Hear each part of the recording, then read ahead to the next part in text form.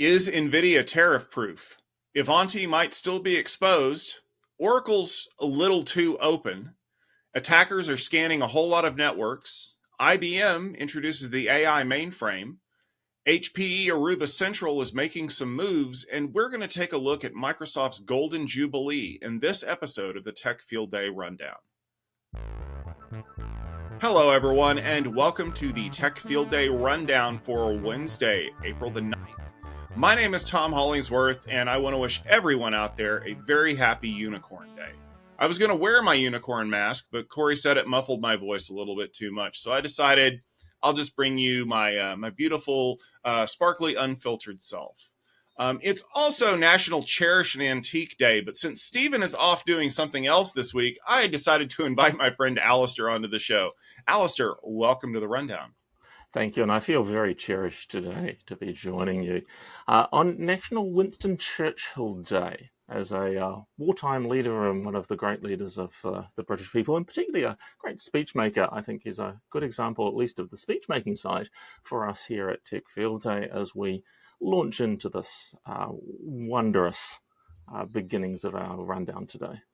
You know, we've got lots of speeches coming up because there's some interesting news stories that are piling up over the last week or so, and we wanted to make sure to bring them to you. And we're actually going to start off with one that's kind of a bigger geopolitical discussion that is very focused on a hot topic that would be AI, because while you may recall last week there was some liberation talk and there was a lot of panic in the markets over the last few days, NVIDIA seems to be in a pretty good position to avoid those looming price increases, at least here in the U.S. Research firm Bernstein reports that 60% of AI servers that are shipped to the U.S. from Mexico are exempt from tariffs under the USMCA Trade Act that was put in place during the last Trump administration. Al, are we going to see more server hardware being shipped via Mexico and Canada to avoid those now very high tariffs? Yeah, it's an interesting thing, isn't it? That these tariffs that Trump has put into place, or the Trump administration has put into place against the local largest trading partners, in particular, I was thinking Canada and Mexico, these tariffs have exemptions for things that he signed in as this more free trade agreement, the USMCA, between United States, Mexico, and Canada. So I'd be very surprised if we didn't see an increase of using that USMCA treaty as a way of getting around the tariffs. And it was to avoid this practice of things being shipped from heavily tariffed countries, in particular China, to other countries that are less tariffed before they're shipped into the United States. Yet here's a massive loophole provided by the previous Trump administration to get around this. So yeah, I think we are going to see this. This just makes business sense for suppliers who are going to be hit with these larger tariffs. NVIDIA does ship a bunch of their servers also from Taiwan, and those are going to be hit with a 32% tariff. Now, it seems like a sensible business move to ship those via one of the countries that's covered by USMCA. The interesting part will be to see whether the current administration in the United States tries to remove those exceptions or to find a ruling that allows them to negate the exceptions that Bernstein believes are there for these server products that are being shipped through from adjacent countries, neighboring countries to the United States. So I think this is exactly the kind of behavior that the blanket tariffs were supposed to be trying to avoid, and yet current administration seems to have been caught by their own previous decisions. Suspected Chinese government-affiliated hackers have been exploiting a critical vulnerability. If you want to look it up, it's CVE 2025, it's recent, 22457. And it's a vulnerability in the Ivanti VPN appliances that's been active since March this year. And it's kind of disappointing that Ivanti's been struck with this again. Not the first time that this kind of attack has been made against Ivanti. It kind of suggests they haven't made the changes they needed to. This is a buffer overflow flaw that allows unauthenticated remote code execution. It hits a whole bunch of different products, including the secure The Connect Secure product, Pulse Connect, Secure Policy, the zero-tier access gateways. Ivanti's released a patch and urges customers to update immediately. We have already seen, apparently, some exploitation of this. Son, how does this make you feel at this repeated vulnerability class being exploited on a single vendor? Well, I mean, if you're keeping track, this is the third time that Ivanti has had a problem. And if you remember, the last time they got caught with egg on their face because this was a huge deal that they kind of swept under the rug a little bit. They were like, "Oh yeah, this isn't a big deal, and we're not going to deal with it." I think they are starting to realize they may have some code quality issues, and this is one of the things that not just Ivanti but other companies really have to be careful of. Once people figure out that you have a code quality issue, they're not going to stop hammering your code base to find these things. Buffer overflows are, well, I mean, there's a reason why they're so commonly used in things like cross-site scripting attacks, is because once you can overflow that buffer and do kind of things like, I don't know, unauthenticated code execution, that becomes a major issue for your company in the future, because that means that I can basically hide. I don't need to download massive lists of usernames and passwords. I don't need to create remote access Trojans to get a foothold. If I know that your code is riddled full of holes, I'm just going to keep poking away at it. And yes, I get this, that Ivanti has released a patch, which is good on them, right? But you still have to take the systems down in production to apply the patch. And how long is it going to be before the next one comes up? I don't know. And I don't even know that Ivanti knows at this point. I think it's probably time for them to kind of sit down with their development team and just say, we've got to take a clean approach to this, right? We have to find all of the areas where buffer overflow could potentially exist in the login services, in any kind of code execution environments. And we've got to make absolutely certain that those things are plugged. And it may end up being that Ivanti is going to have to engage an outside company to do that. We've talked to a lot of companies at Tech Field Day who do this kind of vulnerability assessment by, basically pretending to be a red team that's going after your systems and figuring out where the holes are.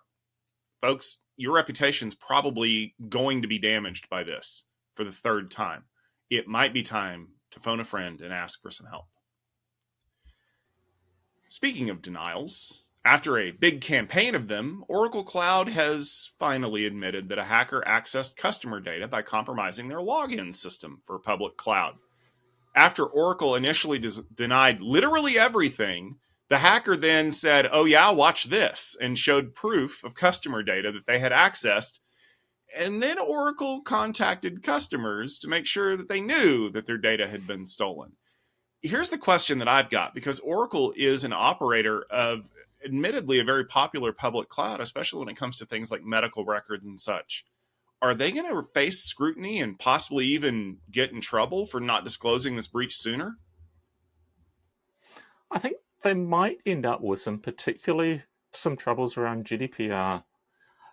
Because, of course, Oracle, as you say, very popular for heavily regulated use cases. That's really why they push themselves to the fore as we're your enterprise platform for data. And GDPR requires disclosure of these kinds of compromises. Oracle isn't required to disclose this in the United States, as I understand it. Here in New Zealand, it's required disclosure as well. The fun part, of course, is that Oracle only has to disclose it once they've recognized that it's occurred. So it's not about how long after the breach you have to disclose, it's about how long after you know there's a breach.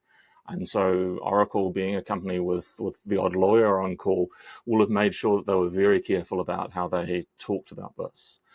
From what I understand, it's not even that they've publicly admitted. The evidence that we have is anecdotal from some of their customers, that Oracle Cloud has quietly reached out to them to discuss data loss, or data theft rather than loss.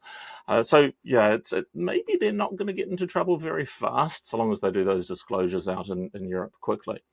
I find it really interesting that this particular attacker, who goes by the handle of Rose87168, which I think was my address in high school,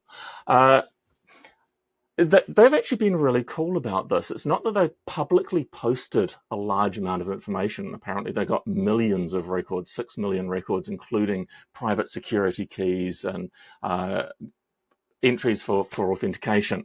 Um, Also, encrypted credentials. It's good that they weren't able to steal unencrypted credentials. But this particular person has shared segments of the data with a security firm rather than publicly posting, here's the data that belongs to all of these people that we've compromised. They've gone directly to a security firm and said, here's some data. And that security firm has gone back to their clients and said, is this actually yours? From the coverage I've seen, the suggestion was that some of the authentication was relatively old, dating back to 2023, but that it was authentication from production systems running inside these clients' tenancy on the Oracle Cloud. This definitely negates Oracle's statement that the data they had seen was definitely not from Oracle, was not Oracle data, and was not, well, maybe they were being very specific. It's not about access to the Oracle infrastructure. It's about access to the things that clients do on the Oracle infrastructure. That sounds very lawyery, and that shared responsibility that we usually see for security, it feels like they want to slopey shoulders and say that the responsibility here should be all on their customers, none of it on Oracle.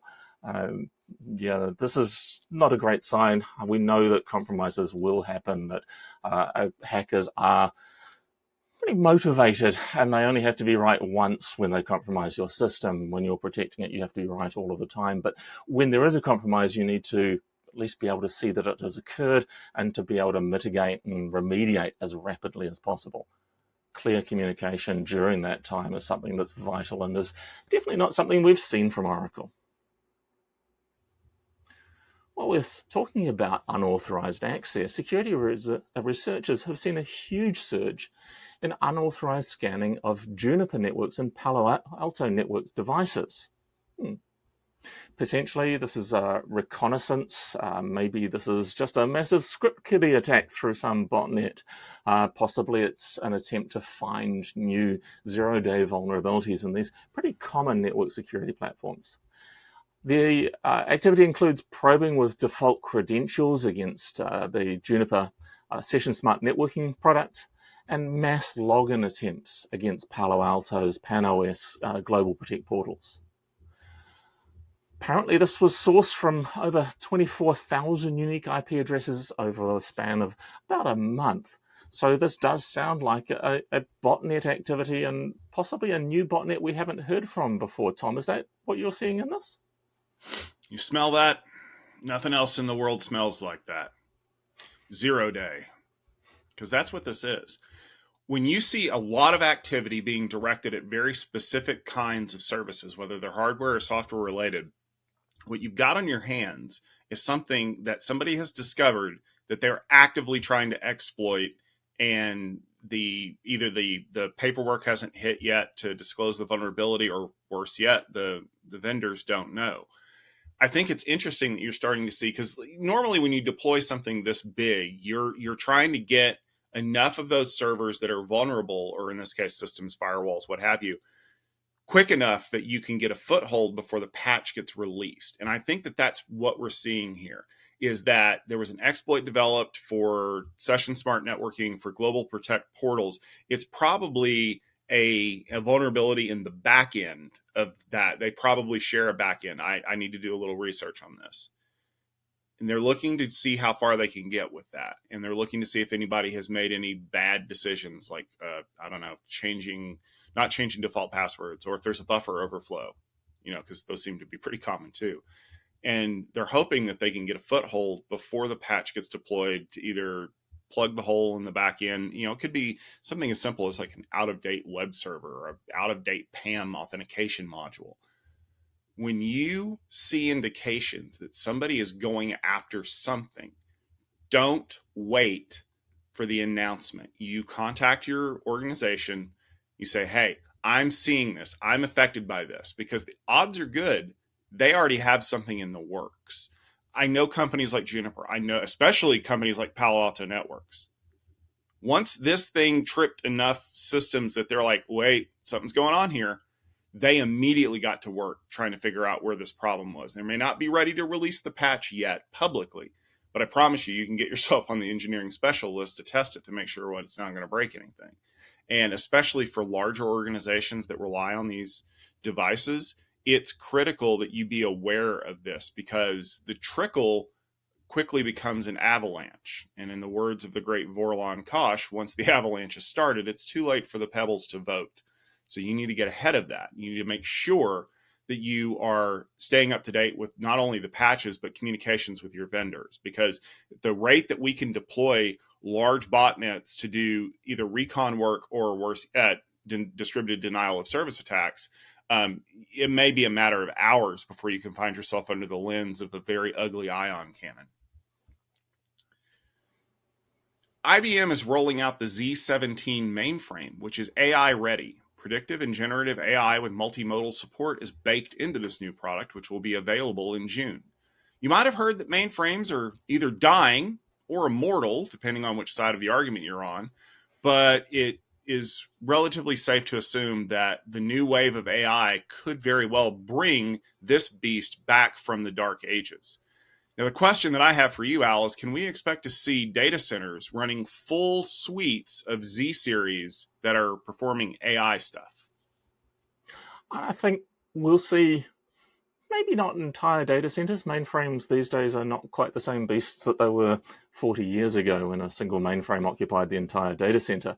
But we will see these things turning up in organizations that already have their core applications on Z series. And please forgive me if I call it Z series. I come from a British origined place, and so my Americanized English sometimes slips, particularly while I'm here at home.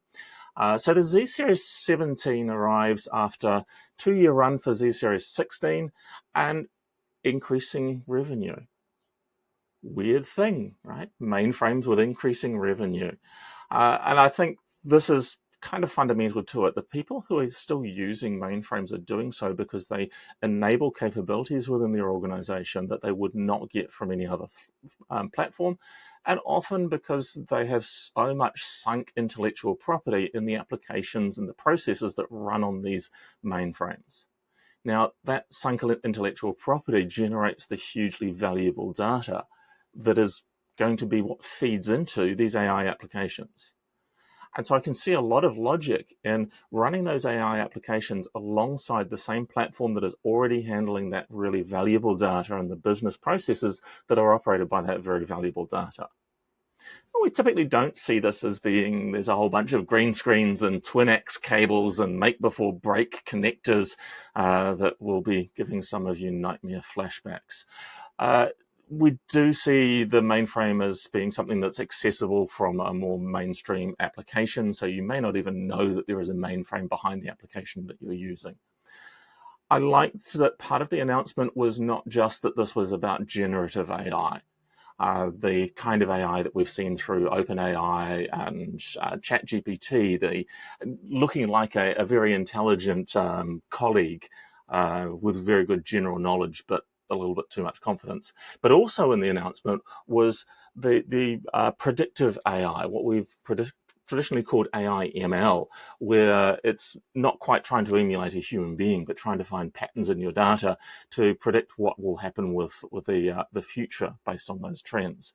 Again, that valuable data lives on mainframes in a lot of organizations. Interesting to see things like 90% of credit card transactions currently run on Z series systems. And so that's a pretty significant thing. It's a place where the value of mainframes has not gone away, but of course the agility and flexibility that we want to see from more modern development practices, cloud native development practices, aren't particularly widespread on mainframe. Having said that, mainframes are a virtualization platform. You can run modern operating systems in virtual machines on these mainframes. I've certainly seen plenty of presentations around running cloud platforms like OpenStack on top of Z series mainframes. So there may well be still lots of that flexibility and adaptability without losing the scalability that you get from mainframe systems. may well see plenty of racks full of nice black Z series in future data centers. The heart of HPE Aruba networking is Aruba Central. This is the flagship management product that manages both wired and wireless networks. And today, HPE Aruba Networking has announced new options to help deploy Aruba Central. This is the first time that virtual private cloud is available for regulated industries like financial organizations who want to have much more visible control and are often not quite so keen on the multi-tenant network as a service kind of solutions that are available through HPE GreenLake. And then thinking about government organizations and highly regulated government organizations that might need to have compliance with security regulations like FIPS 140-2, well, there's a new option for this as well, sitting on top of certified hardware. Tom, is Aruba going for global domination with this new portfolio? I think where they're at is that they've reached a very wide swath of the industry that can use SaaS on GreenLake, or they can use the network as a service model. And they've realized that there are some people who are just never going to migrate to the cloud. So they need to have an offering that allows them to work with these regulated industries, right? The FIPS 140-2 is a no-brainer, right? Like everything that has to work with the federal government has to be FIPS 140-2 certified in order for that to happen. And that goes for all the management as well. This is literally just, one more thing on the checkbox. It runs on-prem, which is where a lot of Aruba Central deployments work. This is just a way to make sure that they're probably staying ahead of some pending government regulation. Like it must meet this, it shall do this. You've read the RFC, you know what that is. The VPC deployment option really is financial, right? Like these systems have to be segmented off from everything in order to meet, PCI DSS compliance, or to deal with Sarbanes-Oxley, or, just random. You could just make up words at this point, like the old login passwords for AOL CDs, and someone will be like, oh yeah, that's a regulation that we have to follow, because they're very scared of what will happen if they start operating and they don't meet those requirements. Now, most people out there will probably be like, rules are rules. I don't care. What happens if one of them gets broken? Well, what they do is they figure out when you broke the rule. And it's usually not yesterday. It's usually 3 years ago. And when they realize that you broke the rule 3 years ago, everything that you've done from that point forward that infringes upon the rule, you get fined for retroactively back to 3 years ago. That's why these fines are usually not, minuscule amounts. You're not paying a parking ticket. You're paying for a parking lot. Like that's how big this is, millions of dollars. And when you think about the regulations, not just here, but in other places, because as bad as Sarbanes-Oxley is, as bad as PCI DSS is, brother, GDPR will give you heartburn. And that is one of those ones where the EU put massive amount of teeth in that regulation. I mean, they can fine you percentages of your recurring revenue. That's what they want to do. They want to discourage this behavior. So I think that this is actually a really smart move by HPE, and specifically HPE Aruba Networking, to get in front of these regulatory changes so that they can be ensured that Central is the flagship product that can take care of this. Because if you think about the pending acquisition of Juniper Networks, and we still don't know what's going to go on with that, no matter what happens after the acquisition, assuming that it's successful, it's all going to run on Central. So Central has to be ready to run on everything, everywhere. Granted, it's never going to run on a Raspberry Pi, but it needs to be ready to run in multiple different deployment scenarios to meet massive regulatory challenges, so that the big industries, the ones that are acquisition targets for HPE, HPE Aruba Networking, and eventually Juniper Networks as well, will be satisfied with Central, because you're not going to be operating that network without it. All right, it's time for a closer look story, and it's we wanted to take a look at one that really has had an impact on the IT industry in general.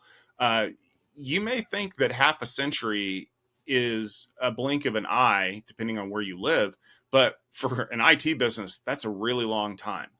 And Microsoft has been making a lot of noise celebrating its 50th anniversary. The celebration brought together three Microsoft CEOs: Bill Gates, Steve Ballmer, and Satya Nadella. Think about all the products that you've used over the years. You're probably thinking of Windows or Office, but are you thinking about CoPilot? Because I'll tell you that while Copilot is not as old as those venerable software packages that a lot of us still use, it's very much at the center of those celebrations because of the hype and the promise of what AI is going to be bringing us. Now, we could probably sit here and name on two hands and all of our feet all of the Microsoft products that have come and gone over the years. But I guess the question that I want to lead off here as we kind of talk about this 50th anniversary, Al, is do you think Copilot is going to be on that list? And is it going to be up there with things like Windows 3.1, or is it going to be down there with Microsoft Bob? Well, I think I've had no personal experience with Copilot, and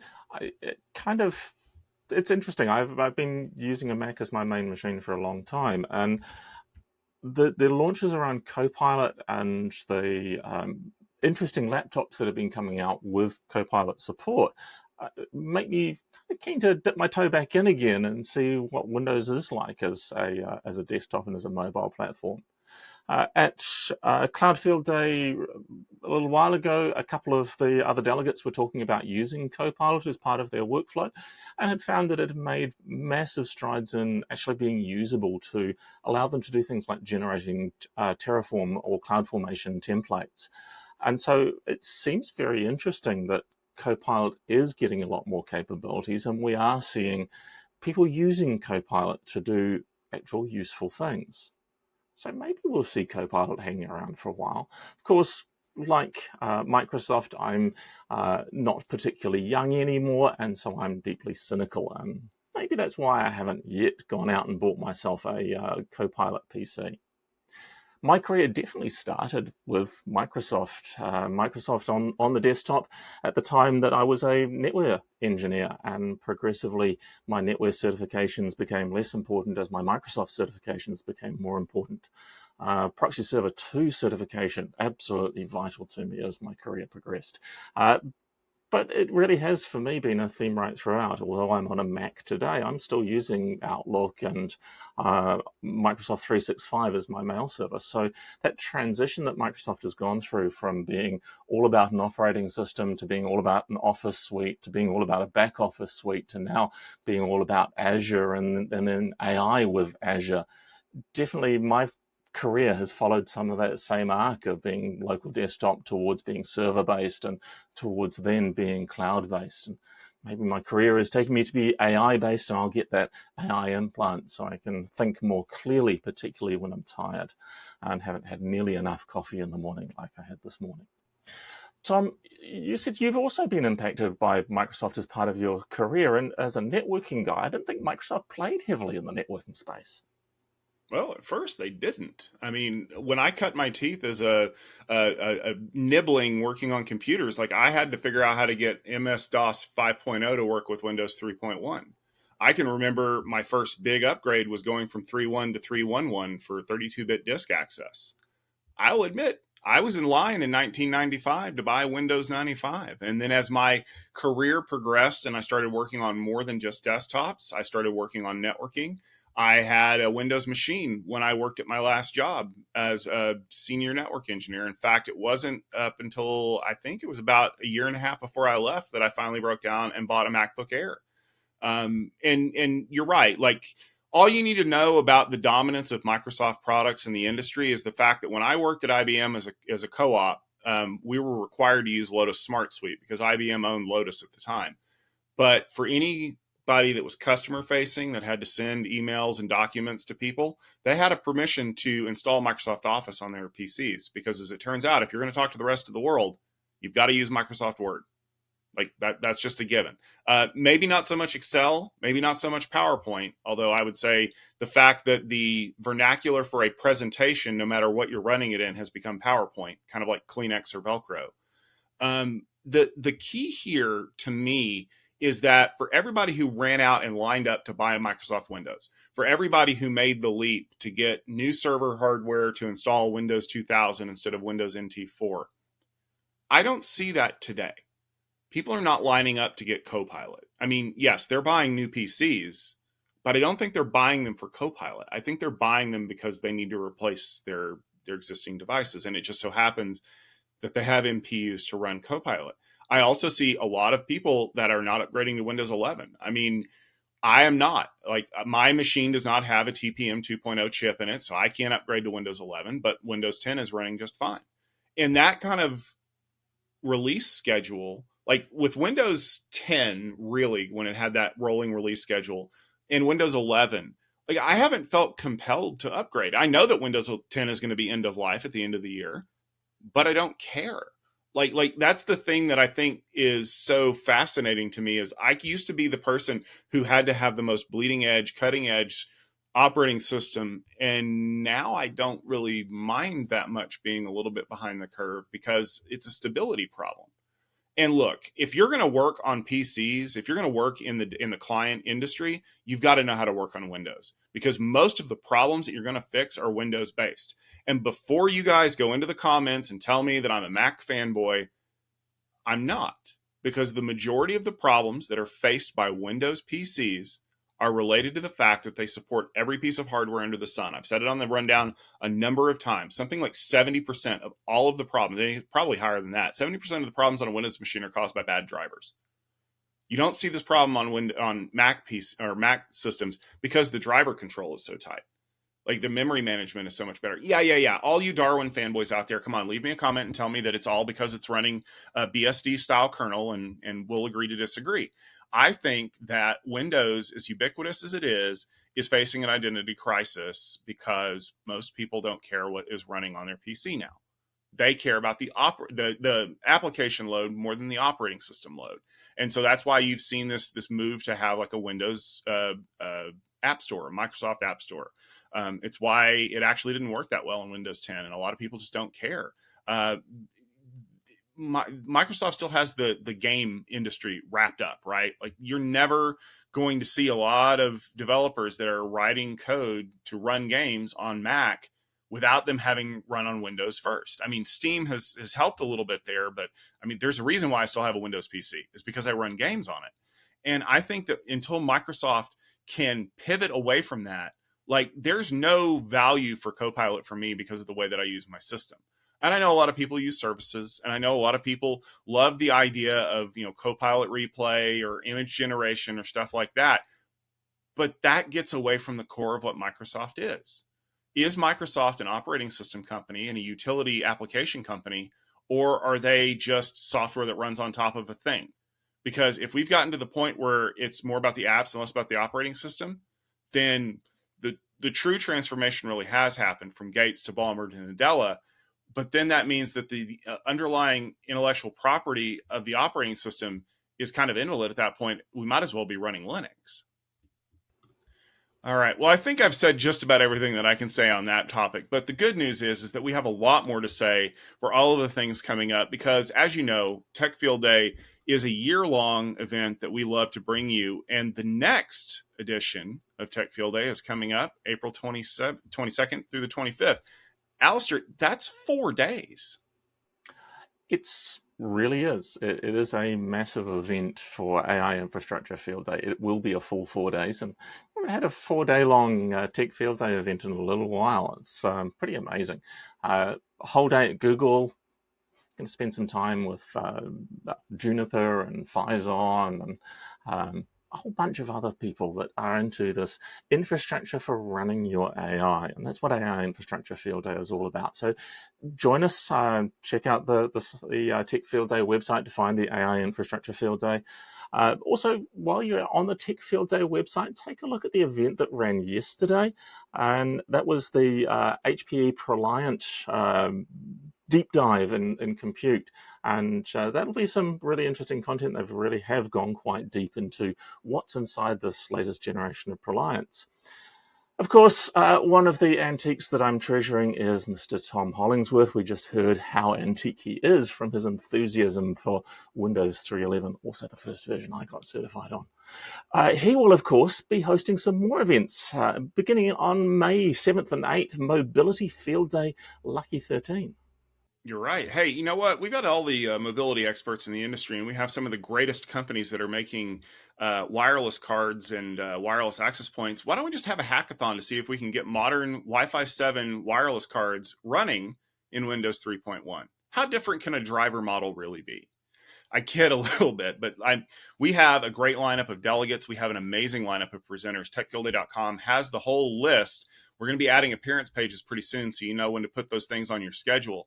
It's always fun. We always get to see new stuff. We always get to wow the audience. And then at the end of the month, on May 29th and 30th, we're going to get through Memorial Day with all the cookouts and the hot dogs and all the other stuff. And then we're going right into security. And as previously mentioned, Microsoft is going to be a part of Security Field Day, and they're going to be talking about CoPilot. You may have noticed that we did a showcase with them recently. TechFieldDay.com has all the details behind that. We're going to expand on all of that and continue to bring more great things to the table. So make sure you tune in for that, as well as the other companies that we have presenting at Security Field Day.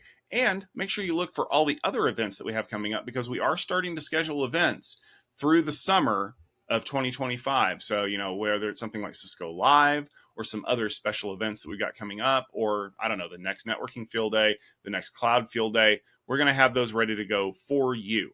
So make sure you stay tuned to techfieldday.com. Just like you stay tuned for the Tech Field Day rundown every week. We publish on Wednesdays.